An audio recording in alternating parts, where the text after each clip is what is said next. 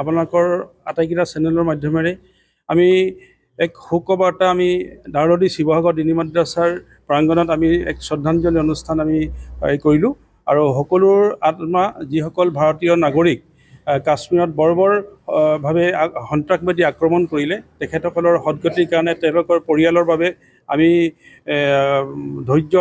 ধৈৰ্যৰ শক্তি বৃদ্ধিৰ বাবে আমি দোৱা কৰিছোঁ আল্লাহৰ ওচৰত, যাতে তেওঁলোকৰ পৰিয়ালবৰ্গ যাতে শান্তিত থাকে।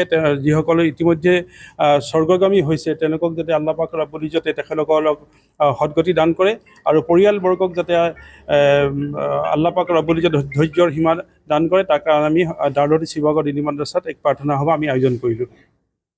লগতে আমি সন্ত্ৰাসবাদী বৰ্বৰ আক্ৰমণত যিসকল শ্বহীদ হ'ল তেখেতসকলে এই সন্ত্ৰাসবাদীসকলক যোগ্য প্ৰত্যুত্তৰ দিবৰ বাবে আমি আশা ৰাখিছোঁ যে ভাৰতীয় সৈন্যই নিশ্চিতভাৱে এই সন্ত্ৰাসবাদীবিলাকক যোগ্য প্ৰত্যুত্তৰ দিব।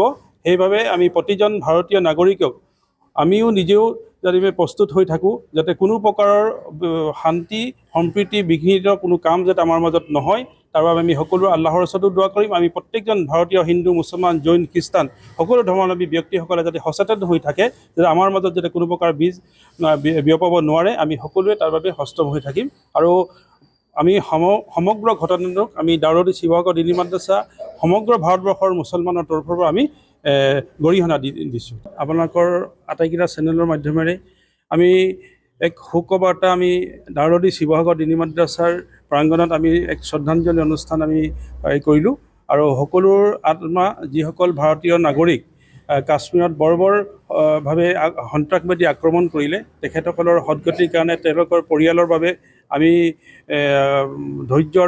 ধৈৰ্যৰ শক্তি বৃদ্ধিৰ বাবে আমি দোৱা কৰিছোঁ আল্লাহৰ ওচৰত, যাতে তেওঁলোকৰ পৰিয়ালবৰ্গ যাতে শান্তিত থাকে।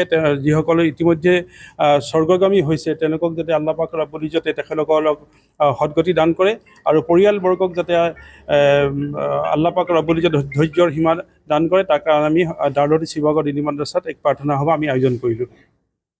লগতে আমি সন্ত্ৰাসবাদী বৰ্বৰ আক্ৰমণত যিসকল শ্বহীদ হ'ল তেখেতসকলে এই সন্ত্ৰাসবাদীসকলক যোগ্য প্ৰত্যুত্তৰ দিবৰ বাবে আমি আশা ৰাখিছোঁ যে ভাৰতীয় সৈন্যই নিশ্চিতভাৱে এই সন্ত্ৰাসবাদীবিলাকক যোগ্য প্ৰত্যুত্তৰ দিব।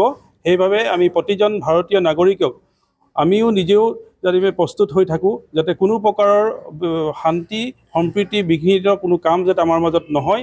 তাৰ বাবে আমি সকলো আল্লাহৰ ওচৰতো দোৱা কৰিম। আমি প্ৰত্যেকজন ভাৰতীয় হিন্দু মুছলমান জৈন খ্ৰীষ্টান সকলো ধৰ্মাৱলম্বী ব্যক্তিসকলে যাতে সচেতন হৈ থাকে, যাতে আমাৰ মাজত যাতে কোনো প্ৰকাৰ বীজ বিয়পাব নোৱাৰে। আমি সকলোৱে তাৰ বাবে সষ্টম হৈ থাকিম আৰু আমি সমগ্ৰ ঘটনাটোক আমি দাউলতী শিৱসাগৰ দিনী মাদ্ৰাছা সমগ্ৰ ভাৰতবৰ্ষৰ মুছলমানৰ তৰফৰ পৰা আমি গৰিহণা দিছোঁ। যিকোনো খবৰৰ বাবে যোগাযোগ কৰক 7099017330 লগতে 7099017110 নম্বৰত।